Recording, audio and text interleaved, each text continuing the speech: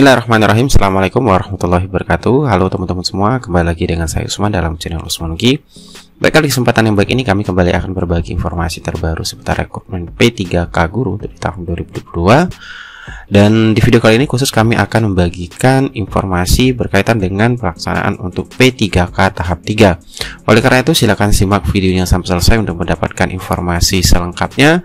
Dan seperti biasa bagi rekan-rekan yang baru pertama kali menemukan channel ini, jangan lupa untuk tekan tombol subscribe-nya dan aktifkan lonceng notifikasinya agar kami mengupdate info-info terbaru seputar rekrutmen P3K teman-teman yang pertama kali mendapatkan notifikasinya. Oke, langsung saja teman-teman. Nah, terkait dengan informasi yang akan kami sampaikan di sini yaitu berkaitan dengan penjelasan dari Kemendikbudristek terkait sisa formasi untuk P3K tahap 3. Nah, di sini informasi ini kami kutip langsung dari media jpnn.com yang memberitakan terkait adanya penjelasan terbaru dari Mas Menteri yang diposting pada tanggal 30 Januari 2020, di mana di sini diberitakan, langsung saja kita baca teman-teman.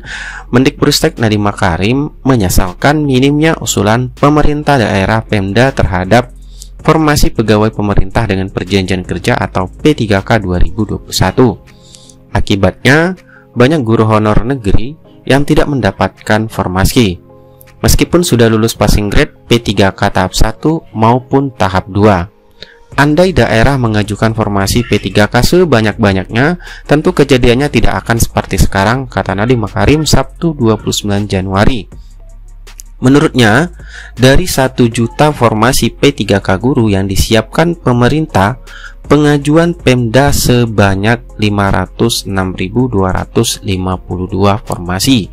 Dari jumlah tersebut yang ada pelamarnya sebanyak 388.313 formasi.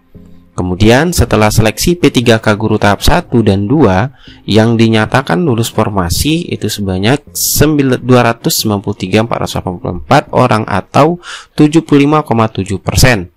Jadi kata Mas Nadiem, masih tersisa 24,3% belum terisi. Sebenarnya di luar itu juga masih ada 117.939 formasi yang tidak dilamar sama sekali. Nah, itu yang akan diperebutkan pada seleksi P3K guru tahap 3 nantinya. Beliau menjelaskan lagi, seleksi tahap 3 ini penting karena ada guru honorer yang belum bisa ikut tahap 1 dan 2 karena terbentur persyaratan, ucapnya. Tentunya ini peruntukan bagi daerah-daerah yang tidak membuka formasi di tahap atau di tahun 2021 sehingga guru-guru honorer daerah tersebut baru bisa mengikuti seleksi P3K itu di tahap 3 karena di tahap 3 itu baru bisa lintas wilayah di seluruh Indonesia. Sementara untuk menyelamatkan guru honorer yang lulus passing grade, Nadiem berjanji akan memperjuangkan formasi bagi mereka. Ini tentunya untuk formasi P3K 2022 teman-teman. Dan para guru honorer tersebut tidak diberikan tes lagi. Mekanismenya yakni begitu formasinya dibuka, para guru honorernya langsung mengisinya. Kami mendorong Pemda mengajukan formasi P3K guru. Ini demi menyelamatkan guru honorer yang lulus passing grade, ucapnya. Upaya lainnya yang dilakukan pemerintah yaitu tambah Nadiem Makarim adalah dengan optimalisasi. Itu penjelasan terbaru dari Mendikbudristek terkait untuk pelaksanaan P3K tahap 3 yang berkaitan dengan formasi yang bisa dilamar tentunya. Nah, kalau kita simpulkan dari pemaparan atau penjelasan Kemendikbud perihal formasi, yaitu formasi P3K guru untuk tahun 2021 tentunya yang disediakan oleh masing-masing daerah seluruh wilayah Indonesia itu mencapai 506.252 formasi teman-teman. Namun di sini pelamar pada seleksi tahap 1 dan tahap 2 itu yang mengisi hanya 388.313, yaitu formasi ujian pertama dan kedua. Dan yang lulus formasi untuk di tahap 1 dan tahap 2 itu mencapai 293.848 formasi yang lulus atau dipresentasikan itu mencapai 75,7%. Itu masih tersisa artinya 24,3% teman-teman.